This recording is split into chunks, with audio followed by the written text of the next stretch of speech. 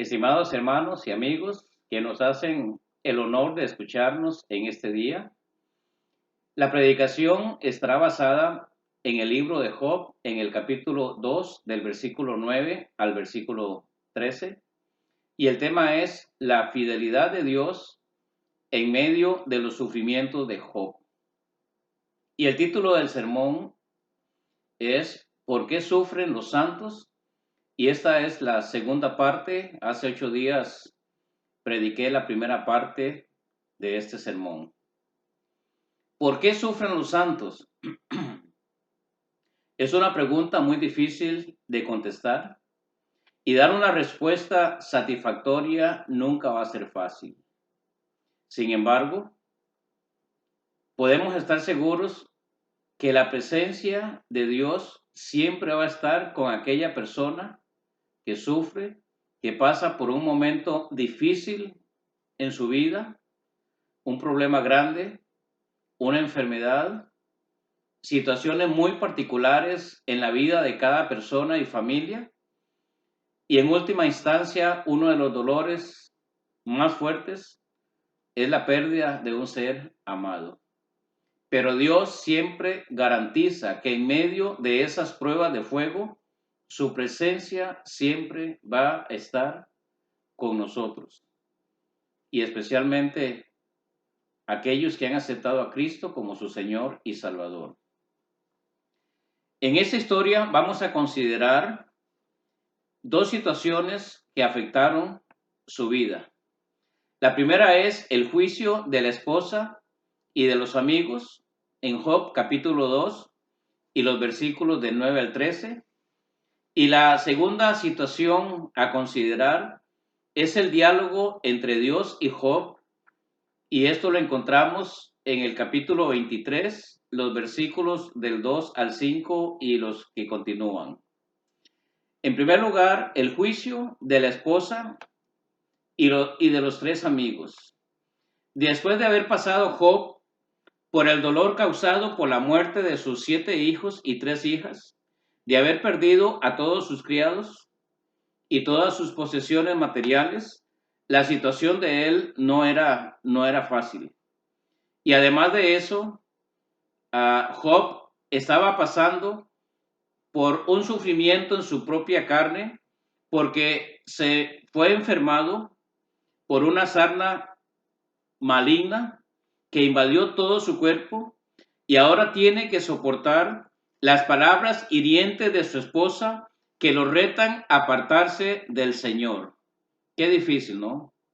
Si nos ponemos en los zapatos o en las sandalias de Job, podemos ver que hasta este momento la situación no ha sido fácil, y ahora se agregan estos otros elementos, que es el juicio equivocado, errado de su esposa y también de sus amigos. Y entonces dice la escritura que la mujer le dice a Job: ¿aún retienes tu integridad? Aún a pesar, Job, del sufrimiento que estamos pasando como esposo y esposa, ¿te atreves a retener tu integridad?, le dice la esposa. Y no solamente eso, sino que le dice: maldice a Dios y muérete. Y esto era precisamente lo que Satanás quería que Job hiciera, que blasfemara contra Dios. Pero como dijimos en el primer sermón, Job era un hombre íntegro, consagrado a Dios, que caminaba en la voluntad del Señor, y que no había nada ni nadie que pudiera provocar que Job cometiera el grave pecado de blasfemar contra su Dios. Y miren cómo fue la respuesta de Job: un verdadero siervo de Dios. Aún en los momentos más difíciles, Job le responde a su esposa con sabiduría, porque él estaba sobre la roca, sobre Jehová Dios, como dice el salmista. Él es la roca de nuestra salvación. Él es nuestro pronto auxilio en las tribulaciones. Y entonces Job le dice a su esposa, como suele hablar cualquiera mujer fatua, en otras palabras, como cualquier mujer tonta, necia: has hablado, le dijo Job. En medio de ese dolor y tristeza, Job tiene el temple, la capacidad, espiritual, mental, de hablarle con sabiduría a su propia esposa. ¿Qué? Le dice Job. ¿Recibiremos de Dios el bien y el mal no lo recibiremos?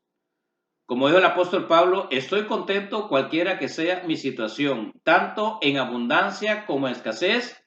El apóstol Pablo dijo, sé vivir con contentamiento, en el corazón. Y dice la escritura que en todo esto Job no pecó contra Dios con sus labios. Es un ejemplo de lo que es un hombre fiel al Señor sin importar las circunstancias de su vida. En segundo lugar, después de esto vinieron sus tres amigos, Elifaz, Bildad y Sofar. Supuestamente dice la escritura, la Biblia, que para consolarle, pero hicieron todo lo contrario porque le juzgaron injustamente y acreditaron la causa de todos sus padecimientos, de todas sus pérdidas, por causa de pecado, equivocadamente. Además le dijeron que él había hablado palabras contra Dios y que por esa razón estaba recibiendo el justo juicio divino. Ellos también estaban hablando, igual que la esposa de Job, como necios, como tontos, como fatuos, porque se atrevieron a juzgar a Job después de conocerlo tantos años sin tener un fundamento bíblico, un fundamento certero. Lo que Job esperaba de su esposa y de sus amigos era que le tuvieran una gran empatía. Y esta palabra es muy importante para nosotros como cristianos, que debemos tener empatía con aquellos que sufren, con aquellos que se duelen, con los que están pasando momentos difíciles. Porque la empatía es la capacidad de identificarse con alguien, con alguna persona que está pasando por un momento difícil y compartir sus sentimientos y sus emociones. Decirlo de una manera popular, ¿qué significa la empatía?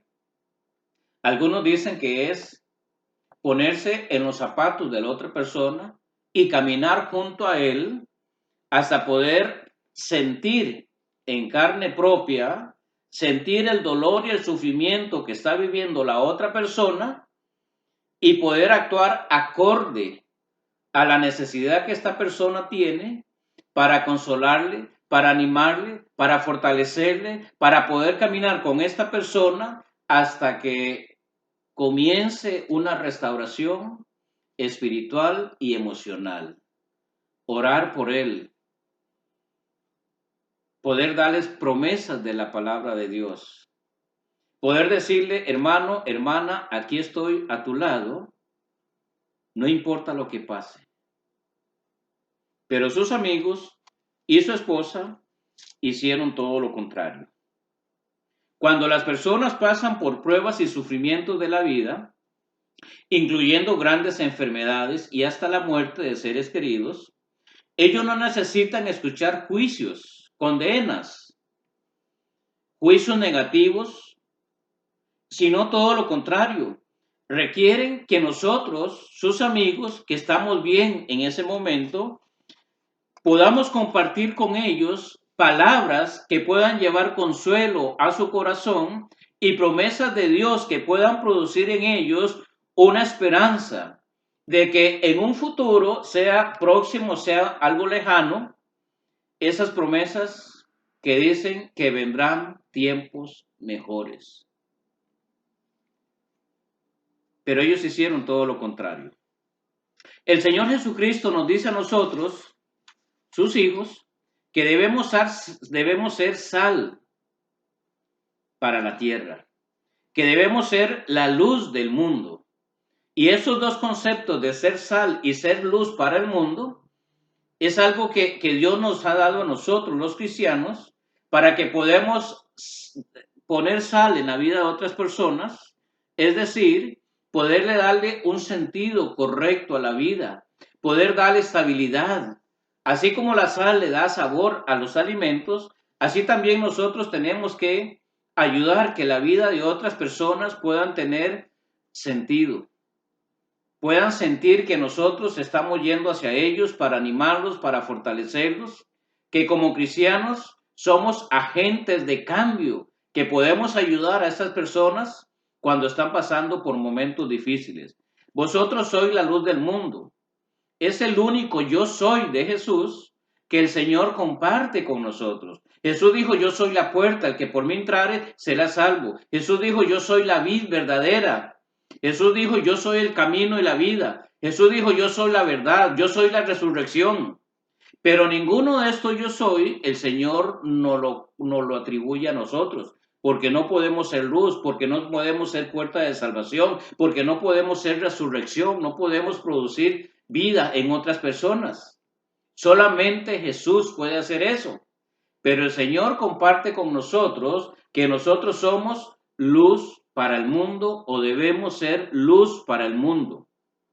Iluminar a otras personas, darles el evangelio, darles esperanza, poder compartir promesas de Dios, de las Escrituras, donde el Señor nos promete que los que confiamos en Él podemos estar esperando cosas mejores. Porque los que esperan en Jehová tendrán nueva fuerza, dice la Escritura, levantarán alas como las águilas. El Señor dice, buscad primeramente el reino, los cielos y su justicia, y todas las demás cosas os serán añadidas. El Señor dice, clama a mí y te responderé. El Señor nos dice que no temamos porque Él es nuestro Dios. Y el Señor nos promete ayudarnos. Y el salmista dice, muchas son las aflicciones del justo, pero Jehová lo librará de todas ellas. Así somos sal para el mundo. Así somos luz para el mundo. Fue tanto el dolor de Job y la ausencia de consuelo de las personas que estaban más cerca de él, que en un momento de debilidad y desesperación, él maldijo el día en que nació y hasta pensó nunca haber nacido para no tener que pasar en ese momento por los dolores y el sufrimiento que estaba pasando. Fue muy evidente que la cordura emocional y su capacidad de razonamiento en ese momento habían sido afectados por tanto dolor, tanta pérdida, pero yo digo también por la ausencia de apoyo, de acompañamiento de las personas que en ese momento estaban más cerca de él, como era su esposa y sus 3 mejores amigos, supuestamente, entre comillas. Por eso Job dijo, perezca el día en que yo nací y la noche cuando se dijo, varón es concebido. ¿Por qué no morí yo en la matriz o expiré al salir del vientre? Job no estaba maldiciendo a Dios. Job no estaba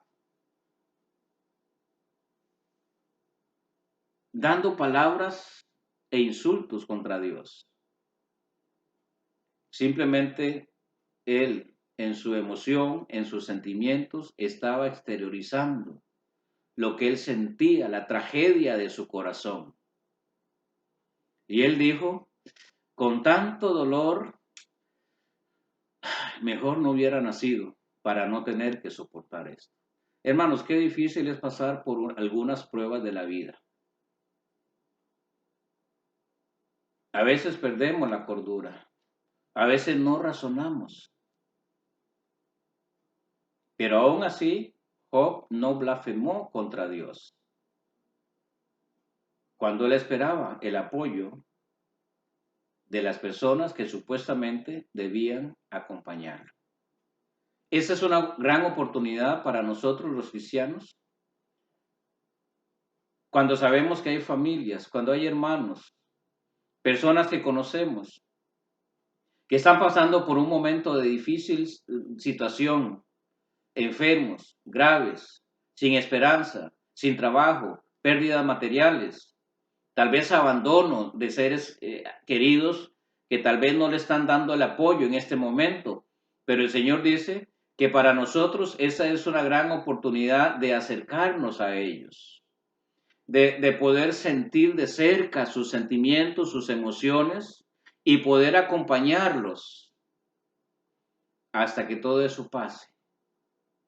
Y como decimos, hasta que comience a recibir del Señor nuevas fuerzas emocionales y espirituales.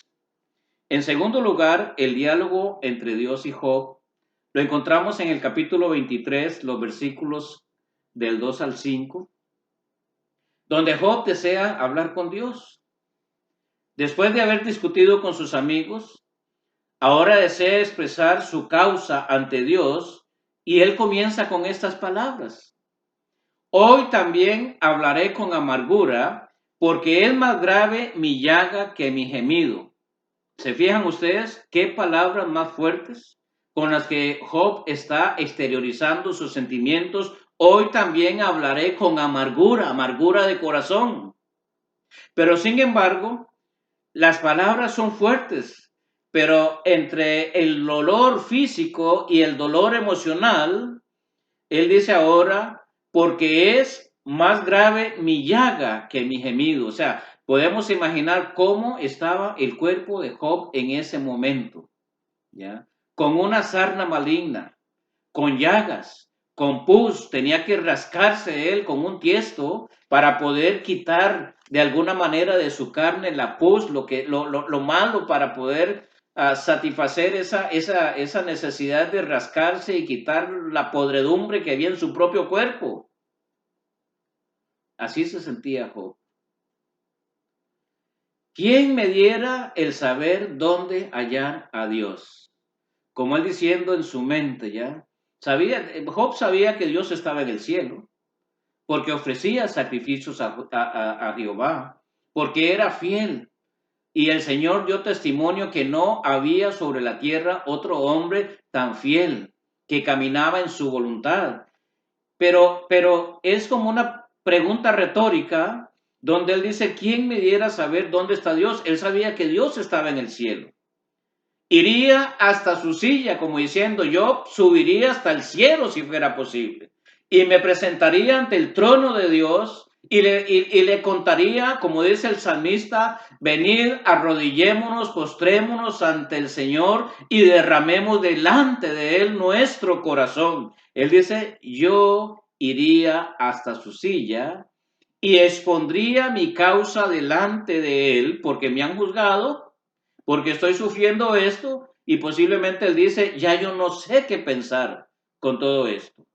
Y él dice, y llenaría mi boca de argumentos. Yo sabría lo que él me respondiese y entendería lo que él me dijera. ¿Cuántas personas en este momento, pasando por momentos difíciles, tal vez dirían, yo quiero hablar con Dios? Si Dios viniera donde yo estoy, yo les pondría a Dios mi dolor, mi quejar. Y el salmista, Isaías 55:6 dice, buscad a Jehová mientras pueda ser hallado, llamadle en tanto que él está cercano. Hermanos, hay muchas personas en este momento que quieren hablar con Dios y no saben cómo hacerlo. Pero usted que es sal para la tierra, usted que debe ser luz,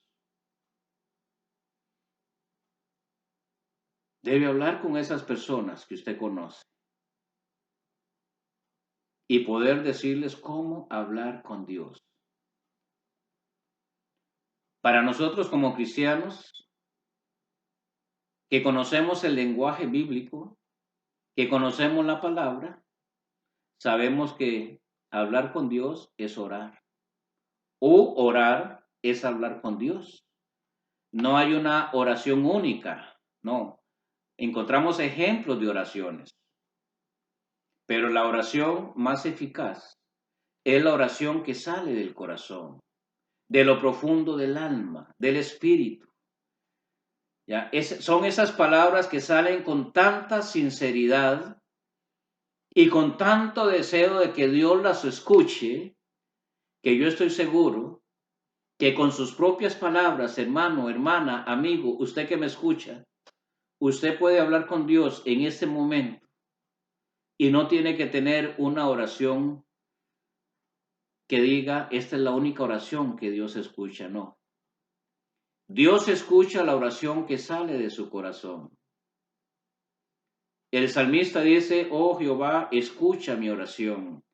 Estén atentos tus oídos a la voz de mi ruego. Pero el Señor también nos dice, clama a mí, te responderé. Entonces podemos ver en la escritura que tanto hay un anhelo en el ser humano de hablar con Dios, como el deseo desde el principio de la creación del ser humano, que Dios siempre quiere hablar con el ser humano. Es Dios el que siempre toma la iniciativa de hablarnos y que nosotros tenemos que responder. Clama a mí, dice el Señor, y yo te responderé. ¿Por qué Dios no te ha respondido? ¿Será porque no has clamado? ¿Porque no lo has buscado? Porque tal vez ha habido orgullo en tu corazón, o tal vez ignorancia, que no conoces a Dios como el Señor se revela en la palabra, que es un Dios de amor, es un Dios de misericordia, es un Dios de compasión, un Dios que siempre está extendiendo las manos para abrazarnos, es un Dios que dice, porque yo te sostengo, ya, con mi mano derecha, o te sostengo de tu mano derecha. Y te digo, no temas, yo te ayudo. Dios está dispuesto a ayudarlo a usted en este momento, cualquiera que sea tu situación. Recordemos que hasta este momento Dios todavía no le ha hablado a Job y por eso la urgencia que Job tenía de hablarle a Dios para explicarle sus sufrimientos. Él sentía la gran necesidad de expresarle a Dios todo el dolor que había en su corazón. Y lo más importante es que deseaba sentir la presencia de Dios en este momento. Si hay algo importante, hermano, hermana, y usted que me escucha, es que la presencia de Dios siempre es importante, pero hay momentos donde la presencia de Dios es vital, es urgente. Y el Señor está ahí en ese momento esperando solamente que usted levante los ojos al cielo o levante sus ojos espirituales, su conciencia, su mente y clame a Dios. Clama a mí y yo te responderé. Dios siempre está atento a que el ser humano lo busque, le hable, lo llame y le pide la ayuda y le pide el socorro. El salmista lo presenta de esta manera y tal vez usted se puede, hermano y hermana, se puede identificar con lo que el salmista escribió en momentos que estaba pasando mucha dificultad. Quizás usted se puede identificar con él en su sufrimiento. Dice, como el ciervo brama por las corrientes de las aguas, así clama por ti, oh Dios, el alma mía. O sea, como el ciervo, ese animal que anda ahí en la montaña, que anda en las rocas, buscando el agua, bramando, clamando por esa agua. El salmista dice, así también yo tengo esa sed espiritual de beber de las aguas de Dios. ¿Se acuerdan ustedes cuando el Señor va a Samaria y se encuentra una mujer y el Señor le dice, mujer, dame de beber? Y la mujer le dice, ¿cómo tú siendo judío me pides a mí agua, yo que soy una mujer samaritana? Y el Señor Jesucristo le dice, si tú me pidieras agua, yo te daría. Jesús no estaba hablando de una agua como esta botella, de una agua literal. Jesús estaba hablando del agua de la vida. Dice, que el que bebiere del agua que yo le daré, dice el Señor Jesucristo a la mujer, nunca más tendrá sed. Y la mujer dice, dame de beber. Porque esa agua que el Señor nos ofrece a nosotros es el agua que satisface nuestra sed espiritual. Es el agua que pone paz en el corazón. Es esa agua que refresca nuestra alma, nuestro espíritu y pone nuestro ser completo en completa paz. Como el siervo brama por las aguas, así clama por ti, oh Dios, alma mía. ¿Está clamando usted en este momento porque quiere el agua de la vida, el agua que el Señor Jesús ofrece? El escritor de este salmo sabía que cuando la presencia de Dios se manifestara en medio de las pruebas, todo cambiaría, todo, ¿ya? Y a pesar de todo eso, de Job no haber escuchado todavía la voz de Dios, él sabía que estaba en la voluntad perfecta de Dios. Mas él conoce mi camino, dice Job, me probará y saldré como oro. Mis pies han seguido tus pisadas, guardaré tu camino y no me apartaré. Y si Dios determina otra cosa, y puedo pensar lo que Job está diciendo, y si Dios llegara al momento a quitarme la vida y llevarme al cielo, ¿quién lo hará cambiar? No, él sabe que Dios es soberano. Y en segundo lugar, en este punto, Dios habla con Job. Y a partir del capítulo 38, del versículo 1 en adelante, Dios le habla a Job por primera vez y ahora él es el que va a interrogar a Job para corregirlo, para aclarar su mente, para corregir algunas afirmaciones equivocadas que Job había dicho a sus amigos. Además, le hace falta ver que Job estaba falto de conocimiento. Job no sabía completamente cómo era Dios. Y Dios le va a demostrar quién es él. Job tenía un conocimiento limitado de Dios, como muchas personas lo tienen ahora o lo tenemos ahora. Dios es un Dios insondable, eterno, poderoso, infinito.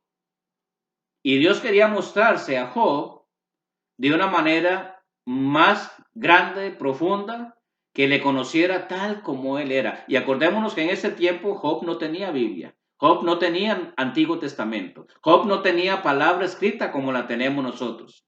Dios habló con él directamente. Cuando Dios le habla a Job, le habla de una manera audible. Entonces respondió Jehová a Job desde un torbellino. Ese remolino que se forma en cierto momento, ya girando en su propio eje y en el paso llevando objetos, cosas que están en el camino. Y dice que en medio del torbellino le dijo, ¿quién es ese que oscurece el consejo con palabras sin sabiduría? Obviamente Job sabe que Dios le está hablando a él ahora. Ahora ciñe como varán tus lomos, y Dios le dice, yo te preguntaré y tú me contestarás. Mire, hermano, yo no sé cómo se sintió Job en ese momento. Yo no sé cómo era la voz de Dios, pero cada vez que Dios habló en el Antiguo Testamento, dice que la voz de Dios ante el pueblo de Israel era como trueno.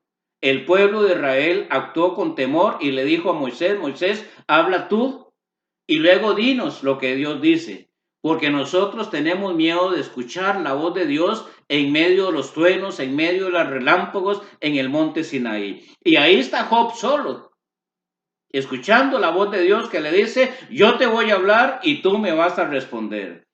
Y el Señor le dice, ¿dónde estabas tú cuando yo fundaba la tierra? Házmelo saber si tienes inteligencia. Y obviamente Job tenía que entender que cuando Dios establecía los fundamentos del planeta Tierra, de este mundo en que vivimos, cuando Dios formaba toda su creación, todo el universo, Él no existía. O sea, el Señor le está demostrando que Él es el eterno Dios y el Todopoderoso. Que a pesar de lo que Él está viviendo, aunque no le está contestando exactamente lo que Job está preguntando, con esta despliegue de la naturaleza divina de Jehová Dios, el Señor le está demostrando a Job que a pesar de todo el sufrimiento y las pérdidas, el Señor nunca ha perdido el control de la vida de Job. que todo está en sus manos. ¿Dónde estabas tú cuando yo fundaba la tierra? Házmelo saber si tienes inteligencia. Hermanos, la inteligencia y la sabiduría de Dios son eternos, son infinitos, son infinitos. Y entonces Job le respondió a Jehová: yo conozco que todo lo puedes y que no hay pensamiento que se esconda de ti. ¿Quién es el que oscurece el consejo sin entendimiento? Pues él era Job, ¿no? Él era. Porque no tenía el entendimiento completo. Por tanto, yo hablaba lo que no sabía, dice Job. Cosas demasiado maravillosas para mí, yo no las podía comprender. Oye, te ruego y hablaré. Te preguntaré, dice Job, y me enseñarás. Y Job dice algo maravilloso. De oídas te había oído, mas ahora mis ojos te ven. Él reconoce que había tenido un conocimiento muy limitado de quién era Jehová Dios, el eterno Dios.